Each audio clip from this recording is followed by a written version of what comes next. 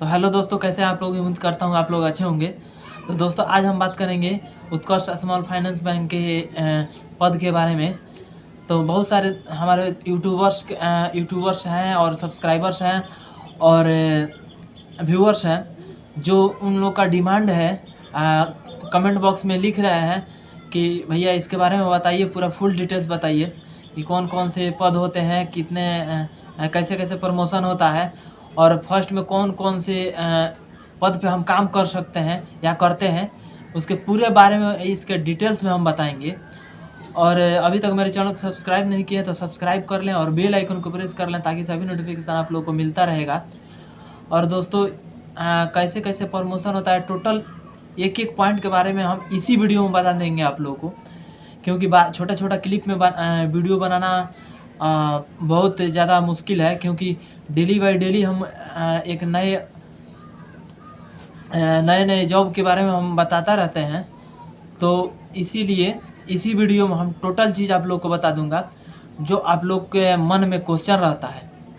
दोस्तों ये वीडियो देखने के बाद से आप लोग को दूसरा वीडियो देखने की ज़रूरत नहीं पड़ेगा, क्योंकि इसी वीडियो में टोटल क्लियर कर दूंगा आपके डाउट को।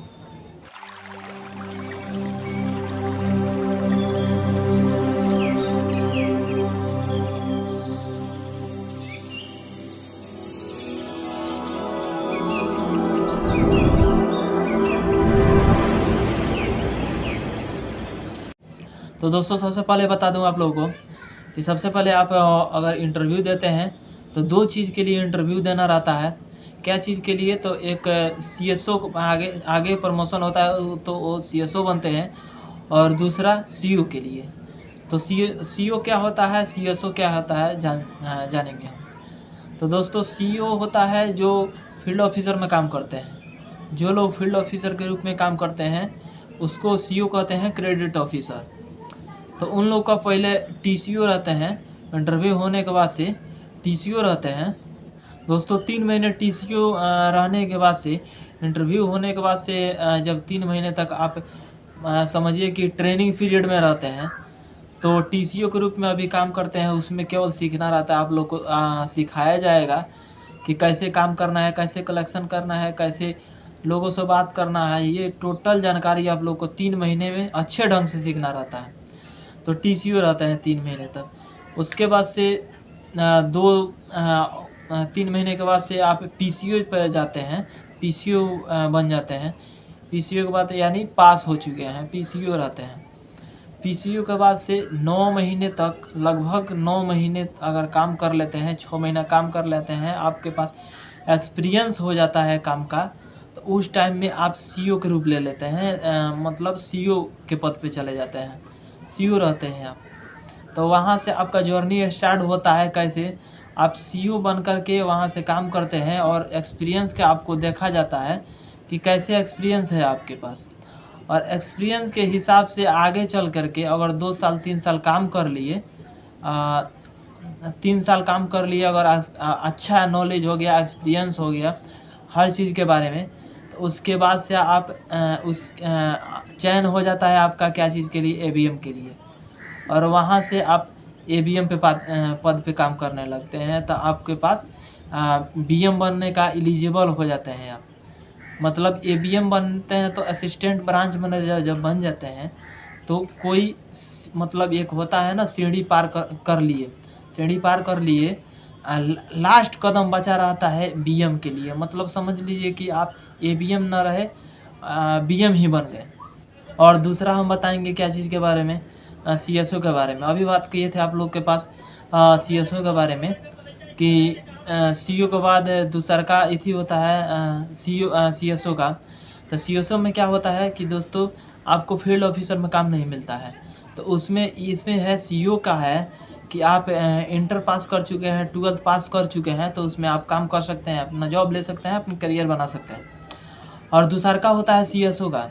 तो CSO का होता है तो उसमें दोस्तों ग्रेजुएशन चाहिए, ग्रेजुएशन होने के बाद से साथ साथ उसमें कंप्यूटर का नॉलेज होना चाहिए। नॉलेज ही नहीं बल्कि सर्टिफिकेट भी होना चाहिए दोस्तों। अगर ADCA के या DCA का सर्टिफिकेट है तो उसमें आप काम कर सकते हैं। ग्रेजुएशन फाइनल है प्लस में ADCA है तो उसमें आप एलिजिबल हैं CSO के लिए।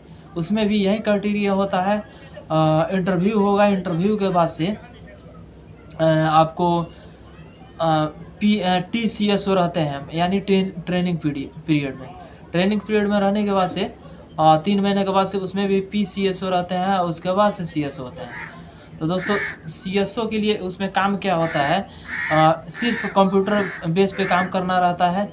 आप वहाँ पे बैठ के काम CSO बनिएगा तो उसमें कैश पे भी काम करना रहता है, कैश काउंटर पे भी रहिएगा, और उस दूसरा कि खाता खोलने के लिए भी आप रह सकते हैं, और तीसरा आप डिस्पर्स के लिए भी रह सकते हैं। डिस्पर्समेंट जो होता है इसी में बैंक में, जैसे लोन बांटना, क्या उसका डिटेल्स निकालना, कितना किसका लोन भर चुका है, मतलब एक्स्ट्रा जितना काम होता है उसके बारे में टोटल जानकारी देना, पैसा कट गया किसका, या पैसा नहीं गया, या पैसा रुक गया है, ये सब मतलब एक काम होता है। तो तीन जगह इसी में काम बढ़ता है। एक कैश काउंटर पर रहेंगे, दूसरा खाता खोलेंगे, तीसरा ये सब काम करेंगे। तो दोस्तों इसके बारे में हम टोटल जानकारी ले चुके अच्छे से। और उसके बाद से CSO का प्रमोशन कैसे होता है।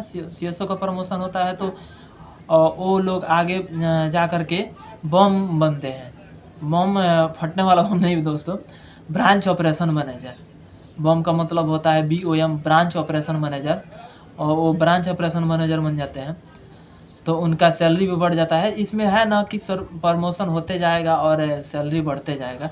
ऐसा नहीं है कि आप उतने पे फिक्स रह गए और काम करते रहे, ऐसा नहीं है। उसमें प्रमोशन होते रहता है और सैलरी बढ़ते रहता है।